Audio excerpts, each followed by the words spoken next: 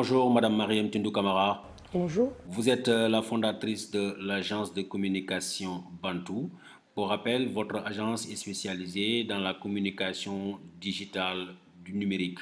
Vous êtes en quelque sorte la personne et l'agence que l'on entend tous ces temps-ci discuter de l'entrepreneuriat féminin, mais aussi en créant un nouveau concept que les Sénégalais ne connaissent pas. Pouvez-vous revenir avec nous sur le parcours de l'administrateur, de la directrice que vous êtes? Merci d'abord à Kewlo d'être venu nous voir. Bantou est une agence de communication qui a été lancée en 2015, dont je suis la fondatrice. Je viens du monde de la communication, particulièrement j'ai travaillé en tant que chargée de communication pour la région Afrique de l'Ouest et du Centre pour une agence des Nations Unies qui s'appelle ONU Femmes, qui est donc spécialisée sur les questions d'égalité des sexes et d'autonomisation des femmes.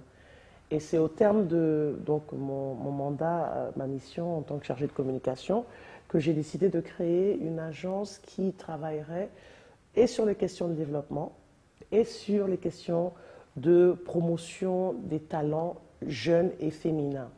Il se trouve qu'on a commencé avec la plateforme Interact Madame Digital pour promouvoir l'entrepreneuriat féminin dans l'économie numérique. Donc c'était Madame Digital parce que c'était une expertise qu'on avait. J'étais très fraîchement sortie donc, du système des Nations Unies. J'avais une très bonne, je dirais, compréhension des enjeux en ce qui concerne les questions d'autonomisation économique. Et je voulais toucher un peu plus de près ce qui se passait au niveau des petites et moyennes entreprises, et surtout des toutes petites entreprises, notamment aussi des structures dans le secteur informel où se trouve une majorité des femmes. Je trouvais qu'on avait encore beaucoup de travail à faire et que la demande était très forte et que donc l'offre en ce qui concerne tout l'écosystème pour soutenir la femme entrepreneur, l'offre était très faible par rapport à la demande. Donc c'était très naturel pour nous d'aller vers cela. En 2016, on a lancé la plateforme Interact Madame Digital avec une forte composante donc, sur l'entrepreneuriat numérique féminin. Il se trouve que c'est en 2018, cette année, qu'on a décidé d'élargir et de donner justement l'espace Interact, qui est la plateforme mère, je dirais, des différentes composantes qu'on propose, donc la plateforme qui puisse soutenir l'élan entrepreneurial au Sénégal, mais dans la sous-région. Et on a lancé le Walk the Talk. Walk the Talk, qui est un anglicisme, ce sont les mots anglais, qui veut dire en fait de la parole aux actes. En fait. Et c'est pour dire, on passe de la volonté qu'on a de vouloir faire quelque chose, on veut passer au concret. Et le concret que nous, on voudrait proposer, c'est de donner aux entrepreneurs dans notre environnement, de façon locale et avec une certaine proximité, un espace où ils peuvent venir rencontrer des opérateurs économiques, des chefs d'entreprise, des représentants d'institutions financières ou d'investissement, des personnes d'expérience qui sont dans des entreprises, dans des multinationales ou dans des entreprises qui ont réussi dans leur secteur respectif au Sénégal, et vraiment donner la chance de parler face à face et que ce ne soit pas des conférences bien préparées avec des discours bien préparés, mais que ce soit vraiment le contact humain qui soit priorisé, et aussi donc ceux qui ont des projets de venir tester leur capacité à vendre leurs projets, à proposer, à défendre leur idée, mais aussi surtout à connecter avec d'autres personnes, parce que c'est aussi un art de savoir comment connecter avec les gens. Ce système, le speed dating, comme on l'a connu aux États-Unis, ce système qui permet d'amener investisseurs, porteurs de projets et nouveaux inventeurs à se rencontrer. Est-ce qu'on peut penser au Sénégal qu'on puisse voir des gens venir financer des projets portés par des jeunes? Alors, on n'a pas repris le mot speed dating. On a créé notre mot, on a dit pitch dating. Et le pitch dating, c'est une digression, c'est une déclinaison du speed dating. Mais on a dit, non, on va se focaliser sur parler, défendre, connecter. Et on a dit que toute chose s'adapte à notre environnement local. Donc on n'est pas là pour faire du copier-coller, dire bon voilà, ça vient des États-Unis, on va faire exactement la même chose. Non, on a notre propre culture de communication, nous sommes des pays francophones, le français est un tout petit peu plus long que l'anglais, mais le principe reste le même. Je dois pouvoir vous dire en quelques minutes ce que je fais, ce que je suis et où je veux aller. Si on n'est pas capable d'apprendre ça, on est obligé de se mettre au travail et de pratiquer. Nous, on a commencé, on l'a fait, j'ai un peu d'expérience, je suis chargée de communication. Mais à force de faire la même chose, j'ai l'habitude de répondre à des questions. Si on me dit de répondre en 5 minutes, j'ai l'habitude de le faire. Et je pense que c'est des choses qui s'apprennent. Et je pense qu'il faut donner la chance aux jeunes talents et aux femmes aussi, surtout aux femmes, et je reviens encore, la dimension de l'égalité des sexes pour moi est très importante, donner la chance aux femmes de pouvoir s'exprimer de façon concise, de façon précise et puis de façon convaincante. Ailleurs, dans d'autres pays, on organise des journées portes ouvertes, journées au cours desquelles des investisseurs viennent aussi rencontrer des porteurs de projets ou bien des jeunes chômeurs carrément viennent s'intéresser à certains corps de métier. Est-ce qu'on peut imaginer que vous voulez venir combler ce vide qui existe au Sénégal? Alors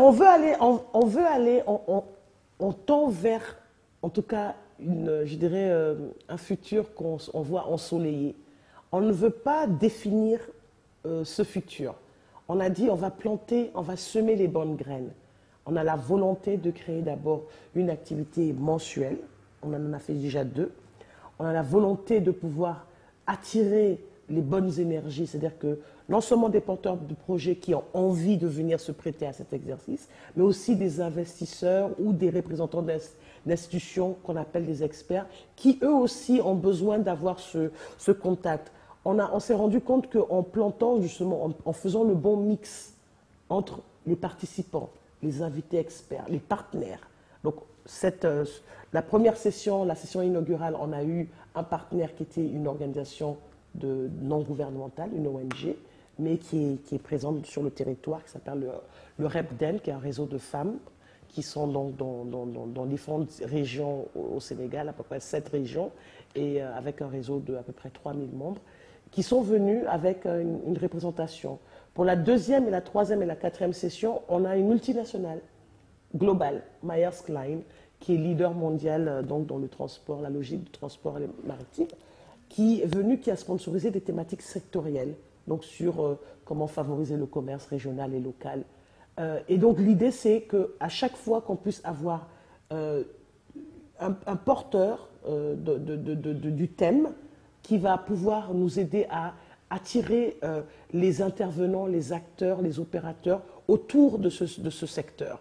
Et donc l'idée, c'est pour nous de trouver un bon mix d'hommes, de femmes, de jeunes, de moins jeunes, d'investisseurs. On avait à la session inaugurale le directeur général d'une banque, qui est le groupe BGFI au Sénégal, la BGFI Bank.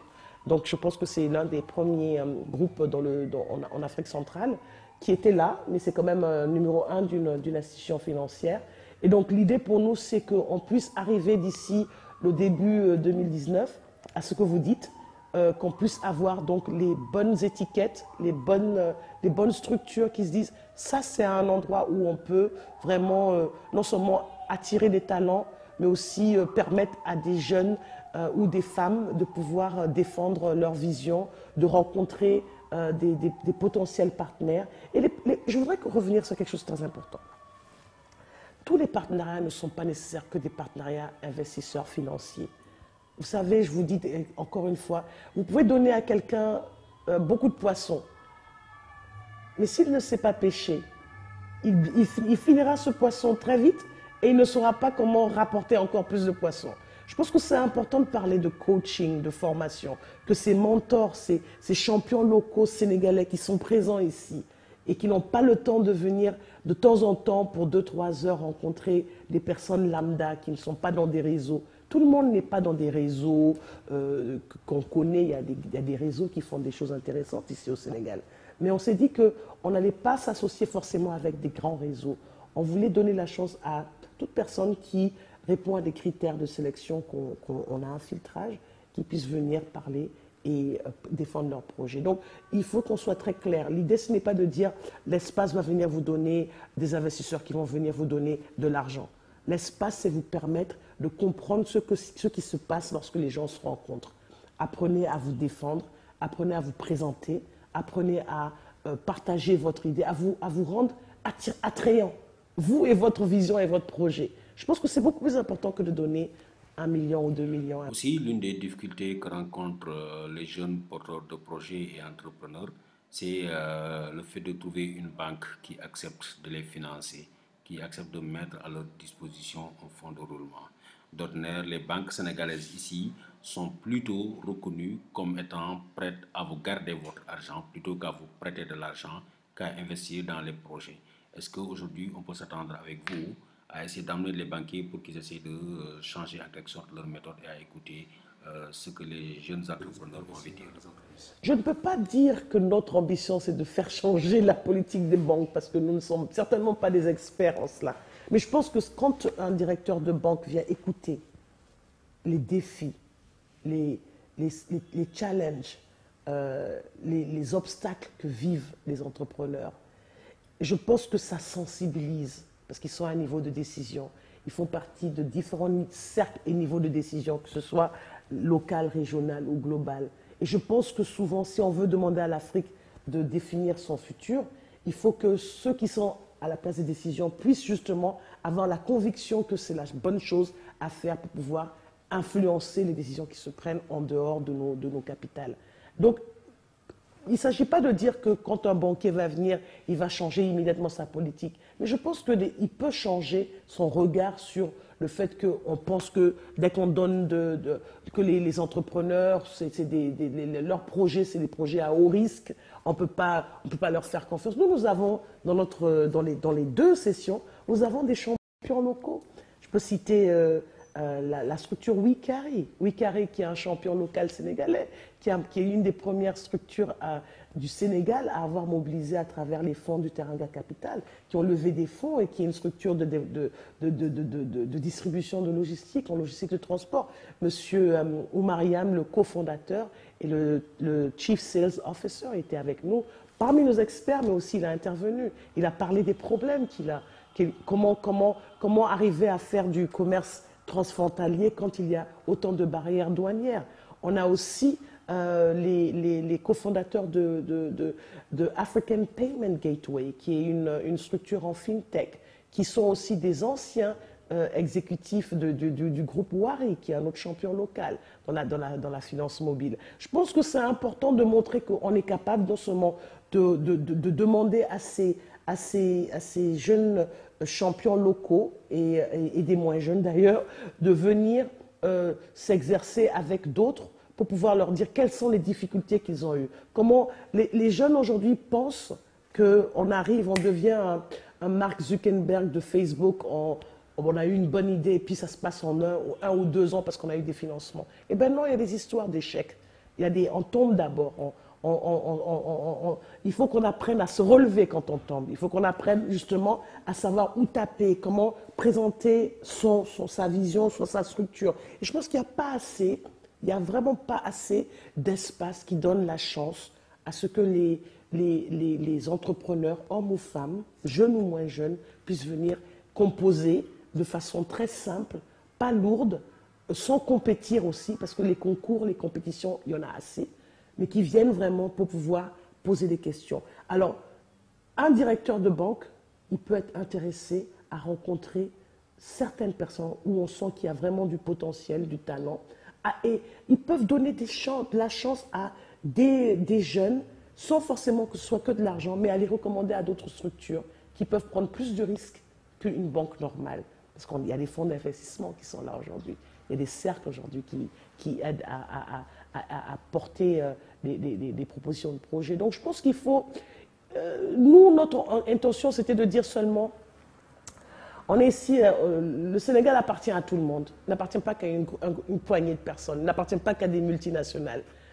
Les gens ont envie d'avoir plusieurs options. Nous, on veut contribuer au choix. On veut dire que voilà, on n'a pas les grands moyens, on n'est pas des grands groupes, mais on a de la matière et on a de la volonté et on veut donner la chance à travers ce qu'on sait, ce qu'on a vu ailleurs. Et on sait que ça. Madame Camara, est-ce que l'entrepreneuriat social existe au Sénégal? Si oui, comment est-ce qu'il se porte? Vous me posez des questions difficiles. Je pense que l'entrepreneuriat social existe. mais je pense sincèrement que notre écosystème n'est pas encore mature. Je pense que, et certainement qu'on ne va pas trop m'aimer parce que je vais dire cela, mais je pense qu'il y a de très belles idées, très belles initiatives. Il y a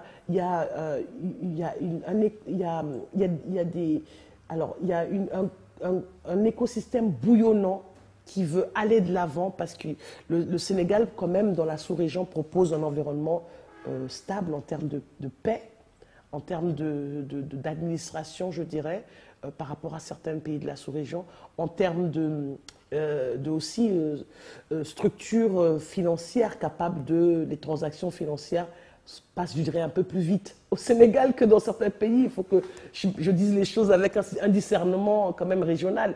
Mais le fait qu'il y ait tout cela et qu'on se retrouve quand même toujours avec une petite poignée de structures, d'espaces qui contrôlent ce secteur de l'innovation, de la transformation numérique, de l'investissement dans l'entrepreneuriat. Là, on n'est pas dans l'entrepreneuriat social. Si, parce qu'une grande partie des initiatives porteuses qui aujourd'hui veulent avoir un impact social, veulent utiliser comme tremplin le numérique. Okay.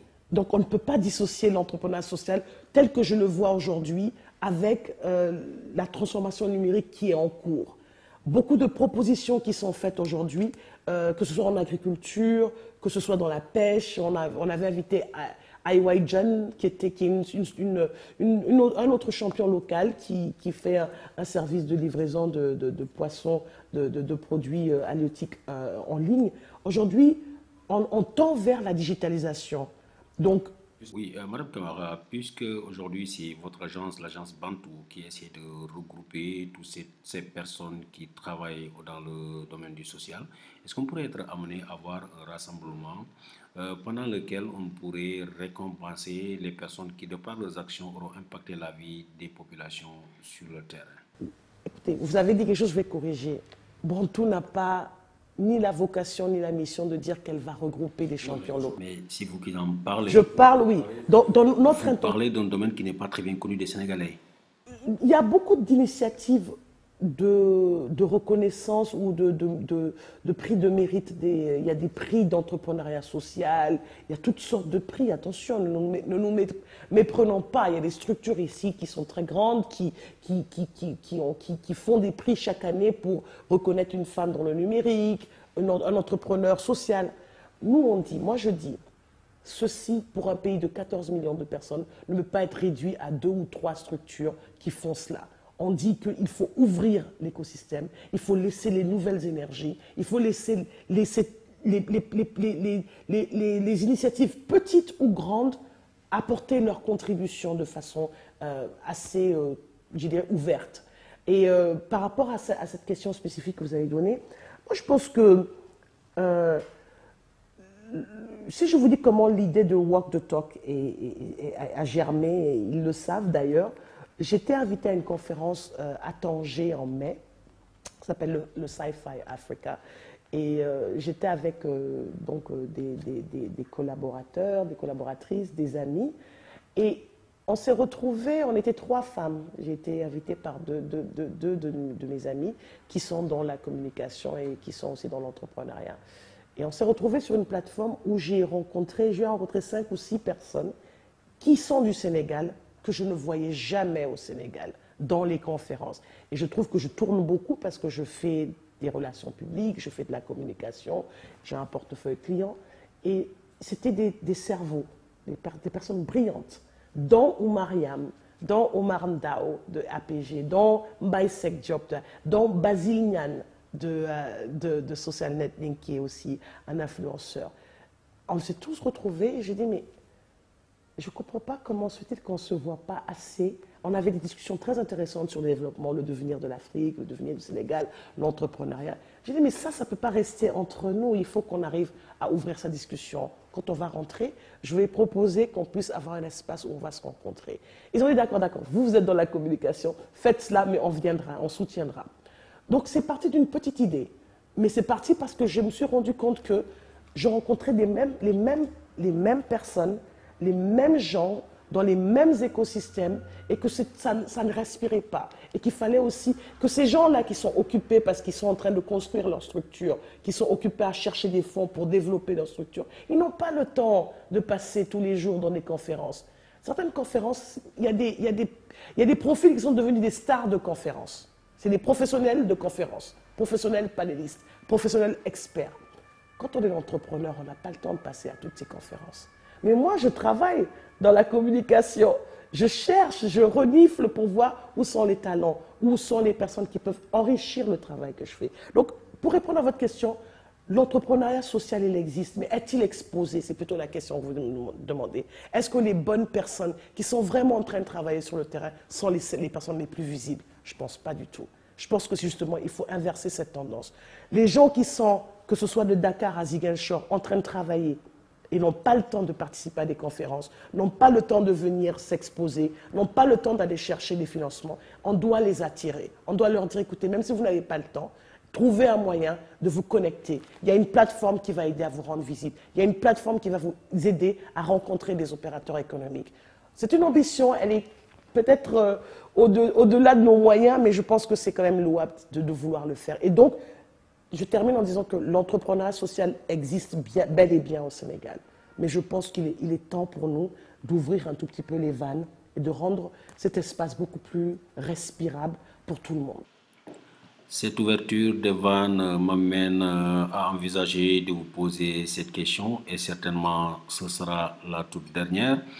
Est-ce qu'il ne serait pas envisagé de transformer cet espace de dialogue que vous avez appelé le Walk to Talk à entreprendre, à ne pas simplement se limiter au numérique et aussi à se démocratiser davantage et à permettre à des hommes de pouvoir venir dans cette structure?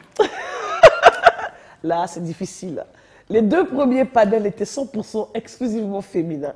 Mais combien de fois est-ce que vous allez dans des conférences où vous voyez des panels complètement masculins, vous ne vous offusquez pas? Je suis une femme. À Kewa, où nous avons tenu l'événement et géré, a été créé par une femme.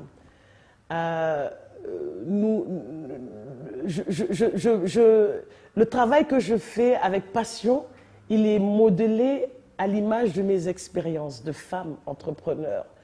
Et je me suis dit que si moi, j'ai autant de mal à joindre les deux bouts avec tous les diplômes, toutes les expériences, tout le bagage, mais comment ça va se passer pour une jeune fille qui est à Louga quelque part et qui n'a pas forcément fait les bancs et qui n'a pas... Donc c'est vrai que pour moi, au départ, je suis un tout petit peu biaisée, mais je le dis honnêtement, je suis transparente. Mais aujourd'hui, il est important pour moi aussi si on peut, et j'ai une équipe quand même qui est composée d'hommes et de femmes. Je suis conseillée aussi par des hommes.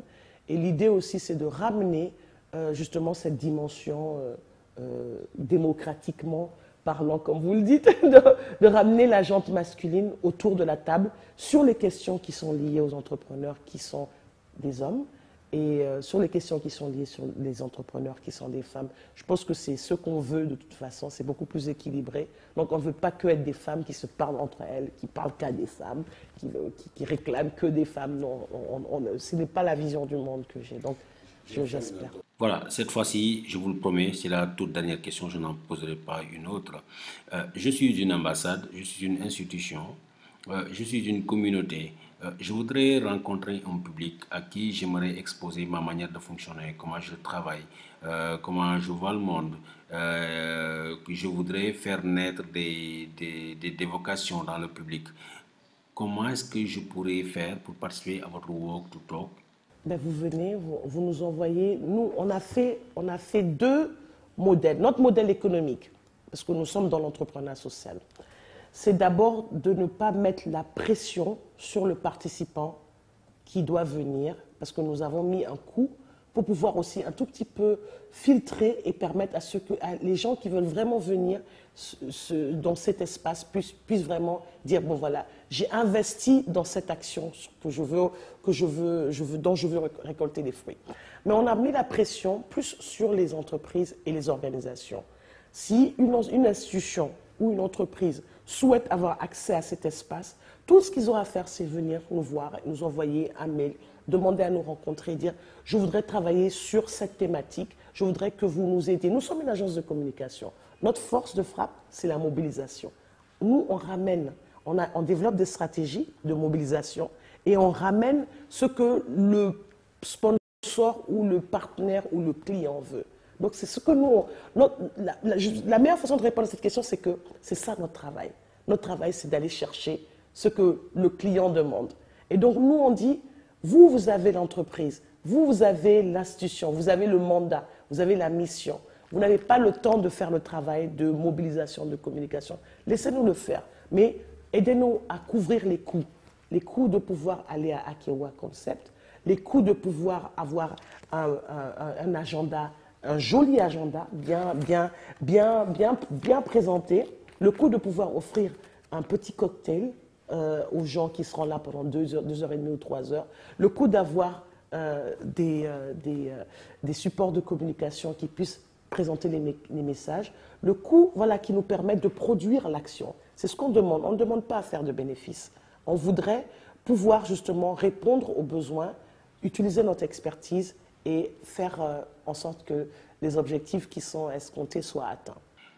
Est-ce que l'agence Bantou, avec son système, le Walk to Talk, est présente dans la sous-région? Est-ce que dans des pays limitrophes, vous avez commencé à vous faire connaître et à porter ce discours pour la défense de la jeune fille? Par exemple, pour répondre à cette question, nous avons un partenariat avec l'ONG Wafrika Guinée, Women of Africa, à Conakry, qui a bénéficié d'un appui de l'ambassade du Canada, des fonds canadiens, pour qu'on puisse aller déployer le health coaching, donc qui est de la plateforme Madame Digital, en Guinée auprès des femmes périurbaines de la zone de Conakry. C'est un type d'exemple qu'on peut vous dire où nous avons un savoir-faire. Nous travaillons avec une organisation non gouvernementale qui demande un appui pour qu'on puisse venir justement déployer à travers l'agence notre capacité justement à former et à coacher des femmes entrepreneurs à l'ère du numérique, à l'ère du digital. Aussi, Maersk a sponsorisé 3 sessions sur la thématique du commerce régional et transfrontalier. Leur mandat, c'est favoriser, en anglais, enabling trade, donc favoriser le commerce. Ils sont un gros transporteur, une grosse structure de transport maritime, mais ils travaillent qu'avec des opérateurs économiques, y compris une forte base dans le secteur informel. Ils ont compris qu'il fallait qu'ils aillent au-delà de juste leur business, leur solution de business. Il fallait aussi mobiliser leurs clients autour justement des défis, des solutions qu'ils peuvent apporter. Donc c'est un peu vous dire qu'on a déjà commencé cela et on espère que ça va grandir.